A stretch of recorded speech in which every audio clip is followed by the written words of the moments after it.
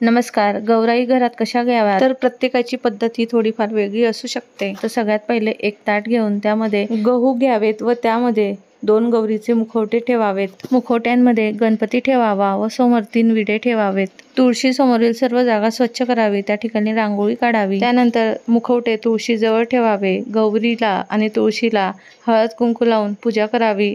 आरती ओवाळावी. त्यानंतर दूध साखरेचा गौरीला नैवेद्य दाखवावा. जिच्या हातात गौराई आहे तिची सुद्धा पूजा करावी. घरातील प्रवेशद्वारापासून ते गौरी स्थापन करण्याच्या जागेपर्यंत रांगोळीने लक्ष्मीच्या पावलांचे ठसे काढावे. येताना लक्ष्मीच्या पायाचे ठसे उमटत उमटत गौरीचे मुखवटे घरात आणावे. दारात ठेवलेलं धान्यांचं माप ओलांडून आत घ्यावे. तसेच गौरीचे आगमन करत असताना ताट चमच्याने किंवा घंटेने वाजवत गाजत गौरीचे स्वागत करावे. घरात आल्यानंतर गौरीची स्थापना करण्यापूर्वी त्यांना घरातील समृद्धी, दूध दुभत्याची जागा अशा गोष्टी दाखवाव्यात आणि त्यानंतर गौराई स्थापन कराव्यात.